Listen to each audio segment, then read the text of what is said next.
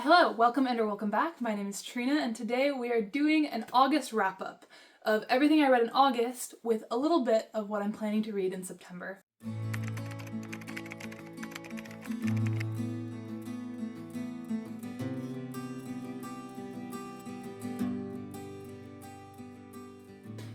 September is the best month of the year, objectively, for no particular reason that we'll get to in a second. I'm really excited to get to reading in September, and I'm really excited to talk about that as well. I really like doing videos like this, monthly wrap-ups, because it serves as a great record for myself of what I read the past month when I'm looking back and how I felt about it in like longer form than just my reviews. And I also like it because I feel like it serves as a good place for all of my book recommendations or non-recommendations, just my thoughts and feelings, to live in one place. And I really do like that. But I've also kind of been toying with the idea of doing monthly TBR videos, which I know a lot of booktubers do, because I actually do make like monthly TBRs for myself. But I feel like cramming in a TBR video in the beginning of the month as well as my wrap-ups would just make it too crowded, and I don't have enough time for filming and editing for that. But it's still something that I would love to talk about a little bit on this channel. So I thought I might make this wrap up more of a monthly refresh where we go over the past month, but we also talk a little bit about what's upcoming in the next month. And we'll give it a shot and we'll see how that feels, okay? But we'll start off as usual with the books I read in August. I read quite a bit in August. It didn't really feel like that because like this past week, I haven't been reading at all. I've just been playing Tiny Bookshop on my Switch and like avoiding reading very much. I've been in a little bit of like a slump, but like a needed slump. I read a lot in the last couple months, but before this last week, in just the early parts of the month, I read 16 books that we have to talk about. I don't know how that happened. We'll see. Maybe a bunch of them are really short, but somehow I have 16 books to talk about, so we'll get into it as quickly as possible. I started off the month like on like the first or second day of the month, all in one day, basically. I read Ascension by S.T. Gibson. This is the second book in a series that started with Evocation that I read last year. I think Invocations also came out last year, and Ascension is a new release that came out this year. I'm gonna be honest, I like this series. I've read some other S.T. Gibson books that I didn't like as much, but there's something about this particular series. I'm always forgetting what the Summoner's Circle, I think this series is called. So far, I felt the same way about like Evocation when I read it last year. I was like, this isn't a perfect book, but I kind of like it. So, and I felt the same about the second one. This series is based around a world where there's hidden magic. It's like an urban fantasy setting in Boston, which is where I went to college, and I really like it. I love that setting. I think there's so many cool things about Boston that I think S.T. Gibson does really well in this series. But the first book follows primarily the character of David, who is kind of dealing with a lot of like personal issues, this family curse, all of this stuff, while also kind of reckoning with the fact that he's not over his college boyfriend, Reese, who's now married to Moira, and the three of them are like the main perspective characters of the series. This second book now focuses on Reese, and I feel like each book kind of has its own self-contained plot while also continuing the threads from the previous, which I liked. So Reese was the center story for the second book, and I think the next book, Odd Spirits, is going to focus on Moira, which I'm really excited for because Moira is my favorite character. And there is kind of a throuple polyamorous relationship forming between the three of them that I think is pretty well written and I like root for, and I really like the three of them, so not everyone's gonna feel that way. I will say, and I can't really explain the plot of the second book without spoiling what happens at the end of the first book, even though it's not that big of a spoiler, but still, I'll just avoid saying it. I can just say that it's urban fantasy, there's a lot of romance, and just like a great setting. I don't know. I gave this book 4 stars, and I think the first book I gave 3 stars, like a loving 3 stars, but this book I was like, you know what? I devoured this. I read it in a day. I really enjoyed it, despite, I think, the obvious, like, rushed elements in some of the writing choices, and despite the fact that a lot of Goodreads reviews after the fact was like, Reese was so toxic in this book, and I was like, oh yeah, he was, wasn't he? Damn. I think that's the mark of a pretty good book when I just did not notice that at all when I was reading. And I had a good time with this. So I think The Summoner's Circle is a fun series. If you go into it for like kind of toxic like characters who mean well but don't always do well, but also sometimes don't even mean well as well. I feel like that kind of vibe, I liked it. I always have a hard time explaining a second book in a series, but Ascension by S.T. Gibson, a like this month.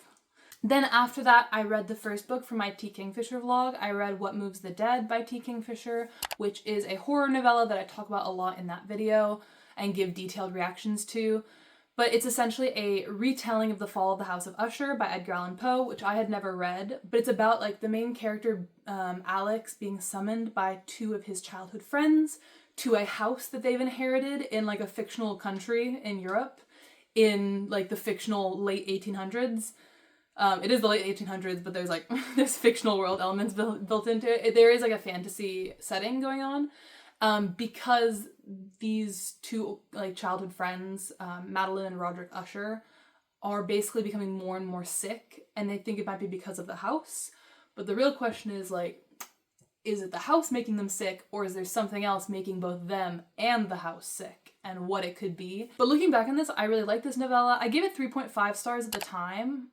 I think in hindsight it might be a 4-star, but we'll stick with 3.5 because I read some other novellas and horror books later in the month that I feel like gave me a more accurate judging scale. So I feel like 3.5 is fair. I really did enjoy What Moves the Dead, and I like T. Kingfisher's horror style, which I get into in that vlog, and it makes me want to read more horror from T. Kingfisher. But for more detailed reactions, feel free to check that video out. And then still in like the early Kindle reading parts of the month, I also picked up The Queer Principles of Kit Webb by Cat Sebastian. I think I've mentioned before on this channel that I really like Cat Sebastian's romances. Before this book, I'd only read her more recent duology, and I thought she did such a good job in what I like in romances is balancing like both of them having internal struggles and questions and family issues that they need to resolve. And the historical setting was just done so well, and there were sort of external forces working against their romance that they had to fight through. And again, just I really liked those two books from Cat Sebastian, so I was excited to pick up another book. I also did like this a lot. I was like, this historical setting is still nailed. This book, the first in a duology, is set in 1700s? 1800s? Sometime like that. In England, and it's about Percy, who is the son of a duke, going to Kit, who is a previous highwayman or like a robber, in order to get Kit's help with a big problem that Percy's having with his father, the aforementioned duke. And then they obviously have chemistry. I really liked like the costuming, which is a weird thing to say about a book, but Percy's outfits were described in so much detail that I was like, wow, like Percy's a fashion icon, honestly, in this book. And I had a really good time with it. But I didn't give this 5 stars, unlike Cat Sebastian's other 2 romance books. I did give this 4 stars because while I really liked it, I'll own up and say the fact that the characters, both this book and the second book in this duology, the fact that all the characters in this world, like the male characters, have long hair means that I thought this duology was sapphic going in. It's not, which is just me being dumb. It's just me looking at the covers and making assumptions and getting really excited for Cat Sebastian writing a sapphic romance, and then realizing that she didn't write a sapphic romance and getting a little bit like slightly disappointed. So that disappointment kind of colored my reading experience a little bit, which I couldn't help, unfortunately. But also I do think it's fair to say that Cat Sebastian has become a better writer since writing this duology, or at least since writing The Queer Principles of Kit Webb. I think her more recent duology is like more well-researched, like more dedicated. Like I feel like she has become better since writing Kit Webb, so I think it makes sense that I like those books better. But I still did have a really good time with The Queer Principles of Kit Webb. I liked both the main characters. They had excellent chemistry. They had like really intense and meaningful backstories as well that I thought like worked really well, and just yeah, a lot of things worked great for me here. The next book was also in a vlog, so maybe we can do it fast. I read The Hero of Ages by Brandon Sanderson in my Summer in Sweden vlog, and this was a really pleasant surprise for me. I also talked about this series in another vlog where I read the first 2 books in the original Mistborn trilogy in a Brandon Sanderson reading vlog earlier this year, and if you watch that video, you know after reading The Well of Ascension, I really didn't like it. Like I didn't have a fun time. I feel like the first Mistborn book, I just had my hopes too high because everyone said this was like one of the best fantasy trilogies they'd ever read, and Mistborn was like, this is pretty good, but for me it didn't hit like the high highs of some other fantasy books I'd read. And then I went into The Well of Ascension and I actively disliked a lot of things in there that I won't get into.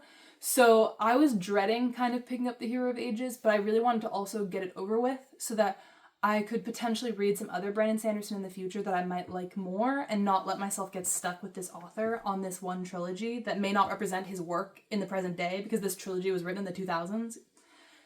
Anyways, that was the whole story before picking up The Hero of Ages, but like I said, I was pleasantly surprised. The Mistborn trilogy is a fantasy trilogy that's set in a world that is ruled by like a really despotic ruler in the first book called the Lord Emperor, who has a very firm control on basically the narrative of the world. Like all of the stories and the histories of the people of this world before the Lord Ruler, actually not the Lord Emperor, the Lord Ruler, have all been wiped out and have been gone. And there are some characters in the story that you'll see their role is trying to preserve some sort of history or rediscover that history. And basically the series follows from there, and I cannot talk about the plot of the third book without giving out massive spoilers for the first two books, which I think would really ruin the experience. You should definitely get to read these without knowing anything about it, as I did, if you do feel like picking them up. But I will say in this third book, we do kind of hit that climax of battle scenes and like epic army movements across lands and the final discoveries of a bunch of puzzle pieces coming together about the world and the history of these people that was previously suppressed, and learning finally about all the pieces of the world coming together. And I did feel like that was immensely satisfying. That finally made me understand why people hype up this trilogy so much. There was still so much to discover about the world in this third book, and I feel like it was presented in a really great way. And also two of the perspectives in this third book I think that I really loved were Spook and Tamsyn. I enjoyed their perspectives so much more than the perspectives in the Well of Ascension. So I really feel like that aided the story a lot to get their perspectives and their stories within the story. I really like The Hero of Ages. I give it 4 stars, which is just a great way to end the series, you know, like Mistborn 4 stars, Hero of Ages 4 stars. We don't talk about the Well of Ascension in the middle there, but I'm happy I read the trilogy, because I do feel like after reading that third book, I was like, wow, I did get something out of this. Like, I didn't just hate my life like I did after reading the Well of Ascension. So yeah, that is a positive note, another positive tick for Brandon Sanderson, in that I don't think this trilogy is like one of my favorite fantasy trilogies ever, because it's kind of disjointed, but I did enjoy the experience of reading that last book, and it's made me want to pick up more fantasy trilogies and fantasy series now that I'm getting into, so good news for Brandon Sanderson. And then kind of around the same time, for the previous weeks while reading all of the books I've talked about so far, I was also listening to an audiobook. I've mentioned this before on this channel. I usually have a nonfiction audiobook going on in the background while I'm doing other stuff. So around this time, when I finished The Hero of Ages, I also finished the audiobook I was working on, which was 1491, New Revelations of the Americas Before Columbus by Charles C. Mann. This is a slightly older history text about the Americas before 1491, what we know about the indigenous civilizations that existed in both South and North America in countless millennia before 1491. But as the author talks about in the beginning of this book, he couldn't possibly cover all of that subject matter in one book. So basically, the main argument of this book, the main point he's trying to make, is that what you've learned in school about the population of Indigenous Americans on this continent before Columbus is probably vastly underestimated and vastly underdiscussed. And he was right. Like, there was so much that I learned from this book that I was just like, I had a pretty decent high school education, I thought. And every day I feel like I'm learning new things about what was lacking in education and what is lacking in American education overall. I don't know about other countries in the Americas, but at least in the United States, so much of what we learn is just vastly out of date when it comes to understanding pre-Columbus America. So anyways, that is why I liked it so much. And I can't get into all of the history of this book, but I just felt like it was so well written. It was a journalistic bent, which sometimes I don't enjoy from nonfiction, but everything was prefaced with like, here is this researcher, and this is what they've discovered, and this is what they think is possible, and here's what their people that disagree with them say, and here's where this argument took off to. I loved this audiobook. I gave it 5 stars. It may be slightly out of date, but I do feel like the writing is just spectacular in terms of talking about their technology and their farming practices and like the origins of certain crops and the way this book was organized as well. Just, I was genuinely like, I was looking for things to do in order so that I could pick up this audiobook. Like, I was enjoying it so much. It wasn't just something that I put on because I needed background noise. It was something I was actively like, I'm in the mood to get back to this audiobook. I love it so much. For me, it feels more like a starting point for myself. Like, wow, there's so much about this history that I didn't know about. So now I'm gonna take what this book presented to me of like some research now from this book that's probably 20, 30 years old. I'm gonna keep looking for more modern references and like learning more about this history because it was genuinely so well written and just, yeah.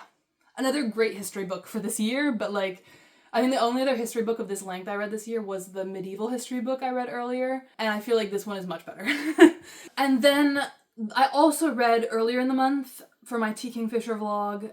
Again, I read a book that I would talk about in a vlog, but I read Paladin's Grace by T. Kingfisher. And I do talk about this book in depth in that video, but I will say this is a fantasy romance that is part of like a larger universe or world that T. Kingfisher is writing a story in. So there is kind of like a through line plot that I'm assuming is going to get picked up in the other romance books in the series. But this is just the first one that focuses specifically on a relationship between Stefan. It's one of those PH spellings where I'm always like, depending on what part of the world you're in. But I guess I'll call him Stephen. And Grace, hence Paladin's Grace. I only just realized that after editing my T. Kingfisher vlog. But Stephen and Grace run into each other in kind of like an awkward scenario where he helps her cover for something she's doing. And they can't stop thinking about each other. And they do fall in love in the book, while also dealing with happenings in this city that they live in. There's a assassination attempt and some other stuff going on that they get roped in on. I ended up giving it 3.5 stars. So while I enjoyed it, I just feel like I didn't personally connect to the romance or even really their storyline very much. Like, I think the through-line storyline might get more interesting in future books, but I don't know how to describe it. I didn't care that much. The thing I cared for the most were the individual characters. Like, I cared about Grace and her getting over her past, like her history and her trauma. I cared about Stephen and working through his grief. Trauma and PTSD are kind of parts of his story, but also weave into Grace's story. And I love those individual parts a lot. But I don't know, that happens with romance sometimes. I just didn't connect to it. So while I really liked it and I want to continue with the series and see if I connect more with the other characters, because I love T. Kingfisher's side characters, this one for me is not going to be a new favorite, unfortunately, even though I love the cover. It's gorgeous. Now I want to briefly mention that I did a readathon in August. I participated in the Full Moon readathon hosted by Jan Agaton, who I'm a massive fan of, and I had a really good time doing this readathon. It was just kind of like for fun to get through some of my TBR and also to read a little bit more horror and thriller than I usually would, which I feel like went really great. But I did read 6 books out of my 16 during that readathon, so that I do talk about in detail in that video, which once again will be linked. So I'll just briefly mention it, okay? Okay, we get the drill. Yeah, they'll be briefly mentioned. Starting off in the beginning of that video, I read The Invocations by Krystal Sutherland. This is a YA witch horror-y fantasy book set in contemporary England, following 3 girls who each have their own experiences with witchcraft and like summoning demons and devils in this world that has kind of led them into problems. I really like The Invocations. I gave it 4 stars. I liked all the main character perspectives, but I will say the girl with the rotting legs, her name is Jude. Her perspective was kind of my least favorite, low-key. She kind of like was one of those characters where you're like, you don't have it that bad, relax. But I feel like a little bit of my dislike for Jude's perspective was just that like she had a very YA voice perspective, which can't be helped because this is a YA book. So I think the only things that like kept it from being a 5-star were just like little nitpicks I had. And also there was a romance in it that while I liked, it wasn't as developed as it could have been. But yeah, I still really liked and enjoyed The Invocations, and I recommend it for people that are into witches, which I am currently really into. Next for that video, I read Notes of a Crocodile by Miaojin, translated by Bonnie Huie. Look at my annotations. This was a highlight of the video, and honestly, a highlight of this month. This was on my physical TBR for a while, and I was really, really excited to get to it, and it just felt like the perfect time, and I took a really long time to read this. It's only about 200 pages, but I was just like reveling in the prose and the storytelling and the character development and the depth of character that I really feel like the author must have put so much of herself into. But this is a Taiwanese classic that is set in the 1990s in Taipei, and we're following a girl, a main character, who's unnamed but is nicknamed Lazi by her friends, as she falls in love with a woman, Xu Ling, who's in her college with her. And they just kind of like have a little bit of a toxic relationship with each other. As you read the story, you just realize how much of the toxicity and like the struggles between these characters is because of Lazi not being able to like deal with her own queerness and her own identity. I just came out of it like in awe of the way that Miaojin like talks about queerness and queer friendships and queer community. It was devastating. It was really, really beautiful. Oh yeah, did I say I gave this 5 stars. 5 stars. Absolutely incredible. One of my new favorite classics. I'm 100% going to be rereading this until I die. Then as a pivot, I also read Graveyard Shift by ML Rio. ML Rio is the author of If We Were Villains, which I read last year. Adored. But I've heard some mixed things about Graveyard Shift, so going in I knew it wasn't going to be the same thing as If We Were Villains. Graveyard Shift was a horror novella set on a college campus around like a group of friends that meet up to smoke in the evenings in a graveyard near the campus. And one day they've all gone out there and there's a giant hole in the ground. There's a pit. And that's kind of where the story starts, as they discover who is using this pit, what they're using it for. I thought it was an interesting story, but there just was not enough time to develop any of it. This was only 108 pages. We had 5 or 6 perspectives. So each person only got like 2 chapters of perspective time. It was super underdeveloped. It cut off right when you were just starting to get attached to the characters. And maybe it's just the case that I'm just not built for novellas, but yeah. I wasn't a huge fan of Graveyard Shift, unfortunately, but I am happy to have read it and be caught up with ML Rio's writing with her new book coming out in September this month, which we'll get to in the September section. Oh yeah, so Graveyard Shift, wasn't a huge fan, gave it 3 stars. I don't know if I mentioned that. I keep on forgetting to talk about the star ratings for these like fast reviews, but 3 stars for Graveyard Shift. Wasn't a favorite, but I do like the ambiance, and it wasn't like painful to read or anything like that. I just felt like it could have been more. And then I finished my audiobook for that video. I listened to Deficit: How Feminist Economics Can Change the World by Emma Holten. Really, really loved. As the title says, nonfictions are always so easy to summarize because like it's just there in the title. It's basically a book in response to a Danish economics article talking about how women are a cause for like deficits in economies, like that women are like not contributing enough to GDP. And it's basically a book like taking on the case of, well, 1, GDP is not an accurate measurement for how like functioning societies work, and 2, even like historically women's work that does function into GDP is often like underrepresented, or women are also facing, who are contributing to GDP are also facing other societal like expectations that may interfere with them being like the most productive economic producing members of society possible. And it also goes into a lot about like care work, seen as like traditionally women's work, and how that was written out of useful economics from the beginning of the field of economics, which was a fun history lesson. I didn't expect to get that going into this book, that I enjoyed. Learned a lot from this. I feel like it was a good introductory text for economics for people like me that don't want to study economics or didn't like studying economics in school.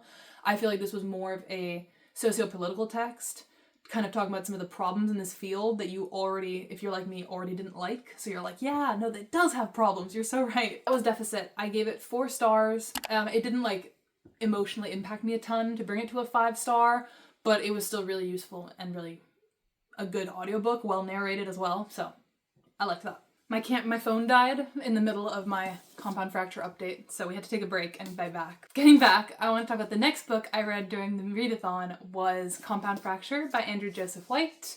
This is a YA horror thriller, a little bit more thrillery than some of Andrew Joseph White's other books, but a horror nonetheless, about a boy named Miles who's living in Appalachia in West Virginia, whose family has this like long history in this small town where one of their ancestors led a coal mining strike in that period of time in the early 1900s and was executed by the sheriff of the time.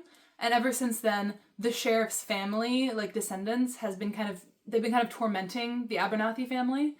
And the latest instance of that puts Miles in the hospital at the beginning of this book. And one causes him to start maybe seeing a ghost or seeing some sort of vision of his past, of his ancestor.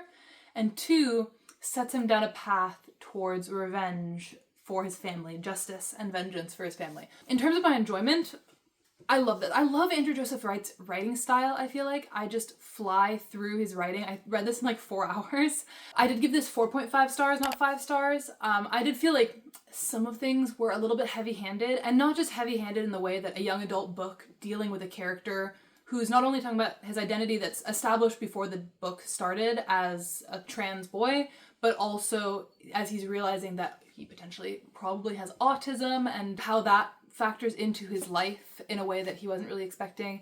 And I don't think those parts were necessarily heavy-handed because it is for a YA audience, but there was just a lot of it. And one of the things I really liked about Andrew Joseph Wright's historical book was the way that, like, in a historical setting, people have to, like, you have to come up with different types of ways to describe people's identities, versus this is set in a contemporary setting. And I just feel like Andrew Joseph Wright's, like, my favorite thing that he does is that historical queer voice.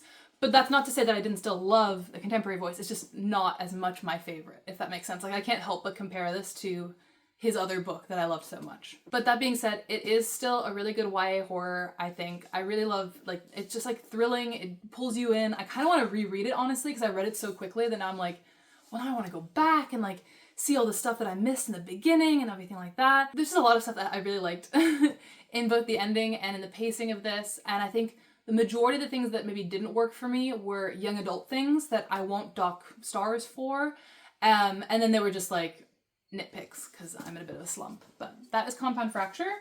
And then the last book I finished during the readathon was Nona the Ninth by Tamsyn Muir. Nona the Ninth is a 5-star read, and I did reread it. This is the 3rd book in the series. It's the last one currently out in the Locktoon books, sadly. And I did read it last year and loved it, of course, but I understood about, like, 10-20% of this. So I was really excited to get a physical copy and annotate it, and also just understand so much more about the world building and the world and what is going on, especially with Blood of Eden in this book. I can't really explain what Nona's about because it's a 3rd book in a series, but this is a sci-fi series, a more complicated sci-fi series where the science being explored is necromancy, or, like, the science of souls and bodies. Nona's maybe my least favorite in the series. Still a 6-star read, still a favorite, just, like, stacking them against each other. I think Harrow might have become my favorite on the reread, and then Gideon, and then Nona. But maybe we'll see on the 3rd reread. That may change. We'll have to see. But yeah, those were all the books I read in the readathon, somewhat rapid-paced. And after that readathon, I basically just, like, went out of commission. I was, like, not in the mood to read anymore. So after that, I only read 3 more books. So I have 3 more books to talk about. First, I finished a book I started in that video called The Only Good Indians by Stephen Graham Jones. This is another horror thriller novel, also set contemporary day, on a reservation in Montana, I believe, or at least partially on one, where 4 boys, well, and I guess they're men in this book, 4 men who grew up together as boys in the Blackfeet tribe are now spread apart by life and different factors and living in different areas, but they are starting to be haunted by something that they did 10 years before the start of the novel. And that's basically all I want to say without spoiling, but it has, like, very creepy, eerie vibes, and there is magical realism, or leaning more on, like, the spiritual realism side. I was really, really excited to read this and try Stephen Graham Jones's writing style. I'm not super sure how I feel about the writing style because it did take me a while to get through this. And for a thriller, I feel like I'm very used to flying through thrillers. And this was very much a thriller, like, it wasn't a literary fiction at all. But the writing style was just very, very dense, like, lots of long paragraphs of description and action sequences and description of their lives and the details of their lives. Just about things that maybe I'm not the most interested in. Like, there was a lot of basketball sequences, and I'm just not the biggest basketball fan. In the end, what made me give this book 3 stars, like a loving 3 stars, was probably just that it's not my kind of book, which is not fair to it. I know, I'm sorry, but I ended up really rooting for these characters. Like, they are very flawed. They have done things in the past that they shouldn't be proud of. But I feel like all of them had so much potential for growth. They all seem to maybe be on the brink of overcoming what has happened to them in their life. And that was the part of the book I really, really do love. I think it tackles these themes of like the cycle of violence caused by colonialism, and specifically this like connection that all of the men in the story have to a history of their tribe and their peoples that like they can no longer live, that no longer exists because it's been colonized. But because of that, I was really rooting for them to break that cycle and like find meaning for their lives and all of those things. And in a horror thriller book, you don't, like, without saying spoilers, you don't really get a happy ending. Like, you don't really get resolution for these characters in the way that I would have liked. And I feel like the narrative, in fact, was very, very harsh on them. But overall, I would just say that it's not necessarily my preferred setting or, like, up my alley. But I still really want to read more from Stephen Graham Jones, especially Buffalo Hunter, because that one, I believe, involves vampires. That one seems very much up my alley. I'm still willing to keep going with this author and try it. It just wasn't my type of book. And then I finished one more nonfiction audiobook in August. I finished Dark Laboratory by Tao Lee Goff. This was a book I was really, really excited for. My sister saw it recommended on a podcast. I saw it in a bookstore in Berlin and added it to my list from there, and I was really, really excited to finally listen to it, which was kind of another book I read that talked about the impact of colonization on the Americas after Columbus. Maybe it's my slump. We can blame my slump. I didn't end up loving this. I gave this book 3.5 stars. It is a really interesting nonfiction book that tries to talk a lot of elements, and there were certain chapters in it, this always happens with nonfiction, there were certain chapters that I felt were much stronger and much more interesting, but I felt like as a complete body of essays, of works, they didn't really like hang cohesively together. I think that there's a lot of stuff that I was really interested in this, specifically the chapter on the mongoose, the chapter on weed and marijuana in Jamaica. Like, there were a couple other chapters, especially when the author talks about their own personal connection to some of the stories, is especially interesting. And I didn't know a lot about the history of quote unquote like imported workers from both India and China to the Caribbean in like the 1800s, 1900s. So that was also something that I didn't know about, that I learned about from this book. So there were parts that I did like. I was a little bit harsh on it just because I have other nonfictions that I've read more recently that I felt like had a stronger, more cohesive argument from beginning to end that I feel like Dark Laboratory didn't have. I'll keep it short and sweet for that and just say that. And then the very last book I read in August, the only physical book I finished during the last week of the month, was of course a romantasy. What other thing to break the slump? I read Holy Wrath by Victoria Muir. This is a romantasy kind of in a fictional world, kind of based on Catholicism or based on like a lot of the religious like backstory of Catholicism. We're following our main character who is growing up in this like very like weird religious culty community, and she only loves women, and like that's very unaccepted in that like system. She's been punished for it before, clearly. Even before the book has started, she is being accused of like witchcraft or something like that for turning down a general in this cult. This like city or whatever that she lives in is at war with like who they call like the rebellion or like the outside forces, and they capture one of the main fighters of that rebellion called Niatrix. And of course our main character has to help out Niatrix because she's wounded, and our main character is a healer. It is a sapphic romantasy and they do fall in love, and I liked the romance in this a lot. Okay, I can start with the stuff I liked. The main character, Ophelia, I don't know if I said her name, but the main character, Ophelia, and Niatrix, their relationship, divine. Loved them together. So cute. I'll say this only once off the record. I could have used more smut scenes in this. But that being said, it was 500 pages and it covered so much plot. And that's kind of my problem with it. I give this book a very loving 2.5 stars. The things that weren't great about it is it's just not particularly well written. It was really, really rushed. The pacing was so questionable. So many decisions being made in like rapid time versus like so much time spent just on like long drawn out conversations. Such extensive, detailed world building where we are like very much not introduced to a lot of it. I wrote my Goodreads review for this book. Basically, I think it would have been amazing as a romantasy duology, because this book was like 500 pages, and I feel like if we'd spread out the plot a little bit and split it into 2 books, it would have been perfect. It would have been so perfect. But that's not what happened.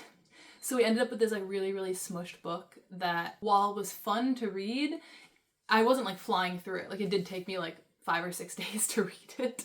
And I tend to prefer my romantasy a little bit like easier to read. And with that, that is the last book that I read in August. Woo. I'm really happy with the reading I did this month, but I'm also really happy to have slowed down a lot in the last part of the month. I can talk a little bit about, I'm currently in the middle of reading Emma by Jane Austen, which I'm enjoying somewhat, but it is definitely one of her like slower books in the beginning, kind of similar to Sense and Sensibility.